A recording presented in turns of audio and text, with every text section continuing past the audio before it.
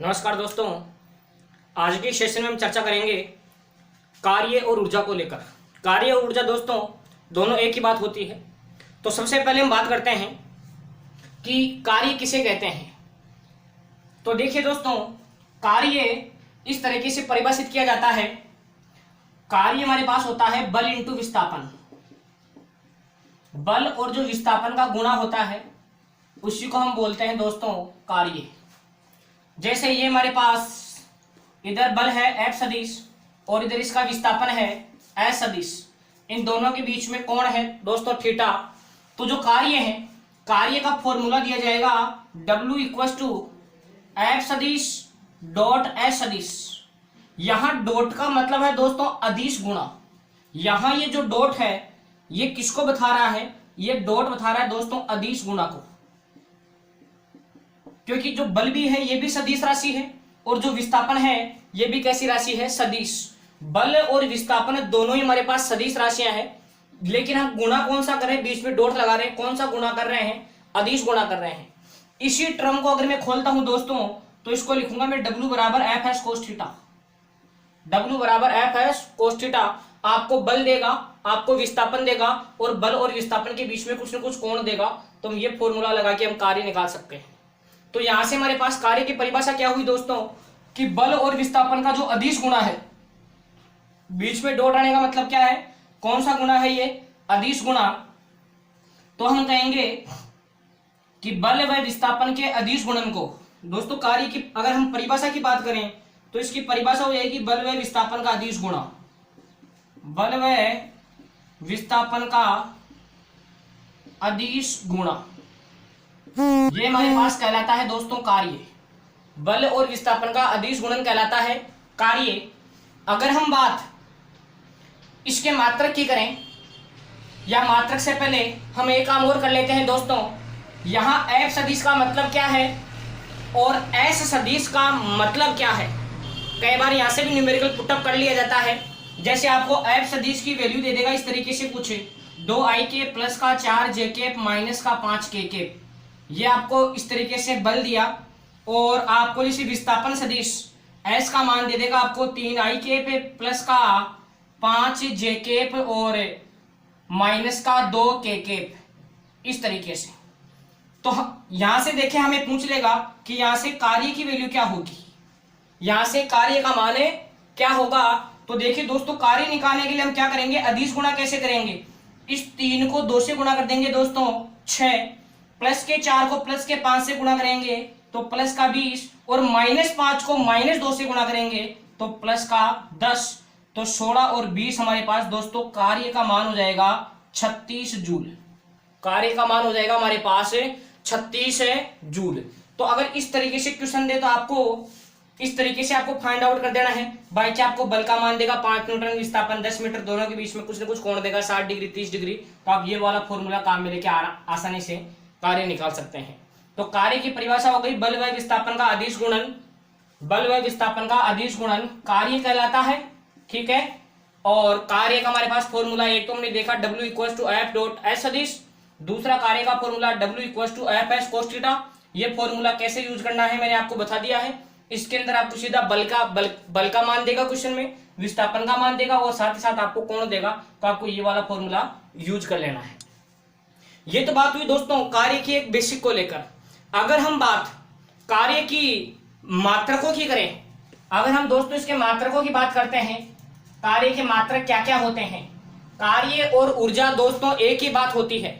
कार्य और ऊर्जा एक ही बात होती है, ध्यान रखेंगे आप, अलग अलग चीज नहीं है, दोनों एक ही बात है। जो कार्य करने की जो क्षमता होती है, the capacity of work done, कार्य करने की जो कैपेसिटी होती है उसी को हम एनर्जी कहते हैं। कार्य करने की क्षमता ही ऊर्जा होती है। तो ऊर्जा और कार्य दोनों बातें एक ही है। जो ऊर्जा के मात्रक होंगे सेम वही मात्रक कार्य के भी होंगे। तो हम इनके बात करें मात्रकों की कि ऊर्जा और कार्य के मात्रक क्या क्या होंगे। तो यहां ध्यान दीजिएगा, बल का मात्रक होता है न्यूटन, विस्थापन का मात्रक होता है मीटर। तो दोस्तों इसका एक तो मात्रक बढ़ गया न्यूटन इंटू मीटर, एक तो इसका मात्रक बढ़ गया न्यूटन इंटू मीटर। और याद रखेंगे दोस्तों, न्यूटन इंटू मीटर को हम कहते हैं जूल। न्यूटन इंटू मीटर को हम क्या कहते हैं? जूल। ये जो जे है ये किसको बता रहा है दोस्तों? ये बता रहा है दोस्तों जूल को। न्यूटन इंटू मीटर को हम क्या कह सकते हैं, जूल। तो ये जो जूल है ये है दोस्तों हमारे पास एसआई मात्रक। कौन सी पद्धति में मात्रक है कार्य का, एसआई पद्धति के अंदर मात्रक। अगर पूछ लिया जाए कि कार्य या ऊर्जा का एसआई पद्धति में मात्रक क्या होता है तो हम कहेंगे न्यूटन इंटू मीटर या फिर हम कहेंगे दोस्तों जूल। अगर बात करें कि सीजीएस पद्धति में कार्य का मात्रक क्या होता है, दोस्तों ये एक मात्रकों की पद्धति है सीजीएस। सीजीएस पद्धति में कार्य का मात्रक क्या होता है तो हम बोलेंगे दोस्तों अर्ग, ERG।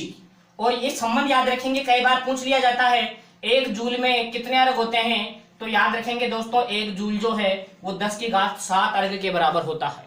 एक जूल में कितने अर्ग होते हैं तो एक जूल बराबर होता है 10 की घात 7 अर्ग। इसके बाद हम बात करें, आपने हम जो ये बिस्किट वगैरह के पैकेट या जो कुरकुरे के पैकेट है उन पैकेट्स के ऊपर लिखा हुआ रहता है कि हम इतना खाएंगे तो इसको खाने से इतनी कैलोरी ऊर्जा हमें प्राप्त होगी। तो ऊर्जा और कार्य का एक और मात्रक होता है दोस्तों जिसे हम बोलते हैं कैलोरी। कैलोरी, और कैलोरी को दोस्तों हम प्रदर्शित करते हैं CAL से, और एक कैलोरी बराबर होता है दोस्तों 4.2 जूल। ये भी एक अच्छा रिलेशन है कि एक कैलोरी में कितने जूल होते हैं, तो हम बोलेंगे एक कैलोरी बराबर होता है 4.2 जूल। ठीक है, इसके बाद में अगर हम बात करें कि कार्य या ऊर्जा का सबसे बड़ा मात्रक, ध्यान दीजिएगा दोस्तों, हम बात कर रहे हैं कि कार्य या ऊर्जा का सबसे बड़ा मात्रक कौन सा होता है, तो सबसे बड़ा मात्रक होता है दोस्तों KWH। कार्य या ऊर्जा का सबसे बड़ा मात्रक होता है KWH। KWH का पूरा नाम है दोस्तों किलोवाट ओवर। KWH का पूरा नाम क्या है, किलोवाट ओवर। अब देखिए ये जो KWH है इसी को हम कहते हैं दोस्तों BOTU। KWH को हम और किस नाम से जानते हैं, तो KWH को हम बोलते हैं BOTU। इसका पूरा नाम है दोस्तों board of trade unit, board of trade unit. और साथ ही साथ ये जो एक KWH है इसी को हम कहते हैं दोस्तों एक यूनिट। एक KWH ही हमारे पास क्या कहलाता है, एक यूनिट। मतलब हमारे घरों में जो बिजली का मापन किया जाता है दोस्तों वो KWH के अंदर किया जाता है। हमारे घरों में विद्युत ऊर्जा आती है और उस ऊर्जा का मापन किसमें किया जाता है, हमारे घरों में सप्लाई की जाने वाली विद्युत ऊर्जा का मापन किसमें किया जाता है, तो हम कहेंगे दोस्तों KWH में किया जाता है। और एक KWH को हम क्या कहते हैं दोस्तों, एक यूनिट। KWH को और किस नाम से जान सकते हैं, BOTU। BOTU का पूरा नाम क्या है, बोर्ड ऑफ ट्रेड यूनिट। अब देखिए एक यूनिट बिजली कब आती है, एक यूनिट का बेसिक मतलब है क्या, तो इसके लिए देखिए एक KWH दोस्तों K का मतलब होता है किलो, K का मतलब होता है किलो और किलो का मतलब होता है 1000। जैसे मैं बोलूं 1 किलोग्राम तो आप बोलेंगे 1000 ग्राम, मैं बोलूं 1 किलोमीटर आप बोलेंगे 1000 मीटर, मैं बोलूं 1 किलो लीटर आप बोलेंगे 1000 लीटर। तो किलो का बेसिक मतलब होता है 1000 से। तो यहां जो 1 किलो है इसकी जगह लिख दूंगा मैं 1000 इंटू वाट की जगह में वाट एक की जगह मैंने लिखा दोस्तों 1000। ये जो वाट है इसको वाट ही रहने देता हूं, इंटू 1 घंटे में कितनी सेकंड होती है, तो हम बोलेंगे 3600 सेकंड होती है 1 घंटे में, इसको इंटू 3600 सेकंड। तो देखिए 2 जीरो हमारे पास यहां है, 3 जीरो हमारे पास यहां है, तो ये हमारे पास बन गया दोस्तों 36 गुणा 10 की घात 5, 36 गुणा 10 की घात 5, और ये बन गया वाट इंटू सेकेंड, वाट इंटू सेकेंड। दोस्तों जो वाट इंटू सेकेंड है वाट शक्ति का ऐसा मात्रक होता है। वाट किसका मात्रक है, तो हम बोलेंगे शक्ति का मात्रक है। दोस्तों इस दुनिया में सबसे पहले शक्ति का आविष्कार जेम्स वॉट नामक वैज्ञानिक ने किया था। दुनिया में सबसे पहले उन्होंने भाप का इंजन बनाया था, उन्हीं के सम्मान में शक्ति का ऐसा मात्रक रख दिया गया वाट। तो यहाँ ये जो वॉट इंटू सेकेंड है इसको हम कहेंगे जूल। तो एक KWH बराबर बन गया 36 गुणा 10 की घात 5 जूल। वॉट इंटू सेकेंड को मैंने रिप्लेस किया दोस्तों जूल से। अब देखिए इन घातों को लिखने का एक तरीका होता है, जैसे हमने कोट पैंट पहन लिया, हमने टाई लगा ली, तो नीचे आप चप्पल पहन लो तो आपको मना करने वाला कौन है, कोई मना नहीं करने वाला। लेकिन सही तरीका यह है कि अगर आप बिल्कुल अच्छे से ड्रेसअप हुए हैं, कोट पैंट पहने अगर आपने, तो नीचे आप जूते पहने, तो यहां भी यही काम करना हमें कि यहां अगर 10 की पावर आ रही है तो इधर जो संख्या है इसमें कहीं ना कहीं दशमलव बिंदु आना चाहिए। तो मैं क्या करता हूं दोस्तों, इसमें 10 का ही भाग देता हूं और 10 से ही गुणा करता हूं। तो इसमें 10 का भाग दिया तो ये बन गया दोस्तों 3.6। तो 1 kWh बराबर हो गया 3.6 गुणा 10 की घात 5 येरा और दोस्तों 1 येरा, ये हमारे पास बन गया 10 की घात 6 जूल। दोस्तों ये रिलेशन कई बार कंपटीशन एग्जाम्स में बार बार पूछा जाता है कि 1 kWh में कितने जूल होते हैं। तो हम बोलेंगे कि 1 kWh के अंदर होते हैं 3.6 गुणा 10 की घात 6 जूल। ठीक है, तो यहां ये हमारे पास सबसे बड़े मात्रक की बात हुई कि ऊर्जा का सबसे बड़ा मात्रक क्या होता है, kWh। अगर हम बात करें तो दोस्तों ऊर्जा का एक और मात्रक चलता है, सबसे छोटा मात्रक।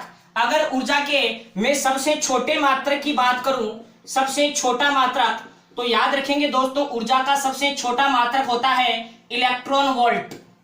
ऊर्जा या कार्य का सबसे छोटा मात्रक क्या होता है, तो मैं कहूंगा इलेक्ट्रॉन वोल्ट। और याद रखेंगे दोस्तों 1 इलेक्ट्रॉन वोल्ट बराबर 1 इलेक्ट्रॉन वोल्ट में कितने जूल होते हैं, तो हम कहेंगे 1.6 गुणा 10 की घात -19 जूल।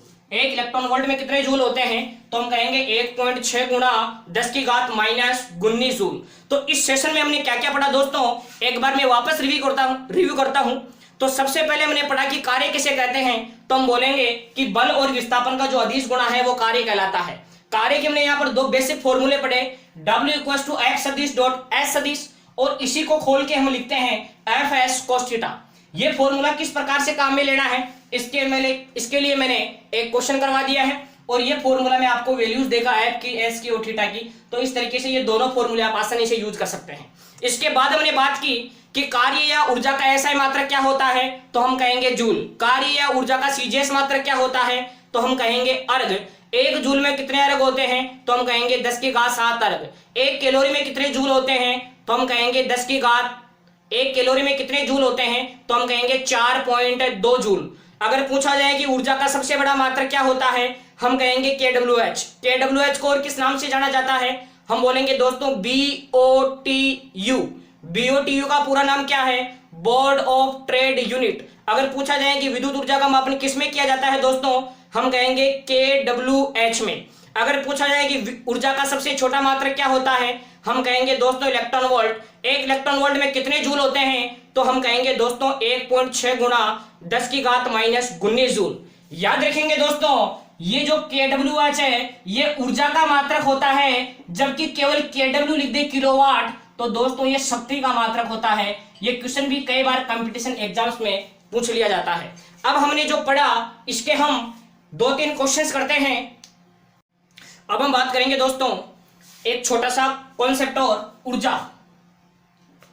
ऊर्जा किसे कहते हैं, एनर्जी किसे कहते हैं, तो ऊर्जा होती है दोस्तों कार्य करने की क्षमता। ऊर्जा होती है दोस्तों कार्य करने की क्षमता को हम क्या कहते हैं, ऊर्जा। ऊर्जाएं दोस्तों कई रूपों में होती है, विद्युत ऊर्जा के रूप में होती है, रासायनिक ऊर्जा के रूप में होती है, स्थितिज ऊर्जा के रूप में होती है, गतिज ऊर्जा के रूप में होती है। हम यहाँ चर्चा करेंगे दोस्तों केवल और केवल स्थितिज ऊर्जा और गतिज ऊर्जा को लेकर। तो देखिएगा ऊर्जा की मैंने यहाँ पर मेनली में हम 2 ही भागों पर चर्चा करेंगे। एक तो हम बात करेंगे दोस्तों गतिज ऊर्जा को लेकर और दूसरा हम बात करेंगे दोस्तों स्थितिज ऊर्जा को लेकर। गतिज ऊर्जा और दूसरी हमारे पास ऊर्जा है दोस्तों स्थितिज ऊर्जा, kinetic energy and potential energy. अगर हम बात करें गतिज ऊर्जा, नाम से पता चल रहा है किसी भी वस्तु में गति के कारण जो ऊर्जा निहित होती है, किसी भी वस्तु में गति के कारण, मोशन के कारण जो एनर्जी अचीव करती है ऑब्जेक्ट, उसी को बोलते हैं दोस्तों गतिज ऊर्जा। गतिज ऊर्जा की अगर हम उदाहरण की बात करें तो बहता हुआ पानी है, दौड़ता हुआ घोड़ा है, कोई भी अगर रनिंग ऑब्जेक्ट है तो उसके अंदर गतिज ऊर्जा होती है दोस्तों। और गतिज ऊर्जा का फॉर्मूला होता है दोस्तों K = 12mv²। K = 12mv², जहां m जो है ये है हमारे पास दोस्तों द्रव्यमान, m है हमारे पास मास और v है दोस्तों वेग, वेलोसिटी। तो आपको द्रव्यमान के साथ में अगर वेग दे दें और अगर ऊर्जा निकालना पूछ ले तो ये वाला फॉर्मूला लेना है K = 12mv²। स्थितिज ऊर्जा की अगर हम बात करें दोस्तों, स्थितिज ऊर्जा किसी वस्तु की स्थिति और अभिविन्यास के कारण उत्पन्न होती है। किसी वस्तु की स्थिति और अभिविन्यास के कारण उसमें जो ऊर्जा निहित होती है उसको हम कहते हैं दोस्तों स्थितिज ऊर्जा। स्थितिज ऊर्जा का फॉर्मूला होता है W इक्वल्स टू mgh। स्थितिज ऊर्जा का फॉर्मूला होता है W इक्वल्स टू mgh, जहां m है हमारे पास मास मतलब द्रव्यमान और g है दोस्तों गुरुत्वीय त्वरण, पृथ्वी का गुरुत्वीय त्वरण है, और g का मान दोस्तों फिक्स है, g का मान 9.8 मीटर बटा सेकंड स्क्वायर। और जो h है यह है हमारे पास हाइट, h है हमारे पास ऊंचाई, और ऊंचाई कहां से लेनी है दोस्तों, ऊंचाई लेनी है पृथ्वी के धरातल से। याद रखेंगे पृथ्वी सतह पर स्थितिज ऊर्जा का मान सदैव शून्य होता है। यदि कोई ऑब्जेक्ट पृथ्वी के धरातल पर रखा हुआ है, जमीन पर रखा हुआ है, तो उसकी स्थितिज ऊर्जा का मान 0 होता है। क्यों? क्योंकि उसके लिए हाइट की वैल्यू 0 होती है। अगर हाइट 0 हो गई तो पूरी की पूरी टर्म ही क्या हो जाएगी हमारे पास 0। तो याद रखेंगे पृथ्वी धरातल पर स्थितिज ऊर्जा का मान कितना होता है, हम कहेंगे 0। स्थितिज ऊर्जा का फॉर्मूला क्या होता है दोस्तों, mgh। ठीक है, m क्या है इस फॉर्मूले में, द्रव्यमान, g क्या है, गुरुत्वीय त्वरण, g की वैल्यू कितनी होती है 9.8 मीटर बटा सेकंड स्क्वायर, और h क्या है दोस्तों ऊंचाई। तो देखिएगा अगर आपको द्रव्यमान के साथ में अगर वेग दे दें और अगर ऊर्जा पूछ लें तो ये वाला फॉर्मूला काम में लेना है, और अगर द्रव्यमान के साथ में अगर आपको हाइट दे दें तो फिर फॉर्मूला लगाना है दोस्तों mgh। कौन सा फॉर्मूला लगाना है, mgh। तो आराम से स्थितिज ऊर्जा और गतिज ऊर्जा को आप परिभाषित कर सकते हैं, और इन फॉर्मूलों का आप यूज करके आसानी से न्यूमेरिकल्स कर सकते हैं। आई होप कि आपको ये वीडियो पसंद आया होगा।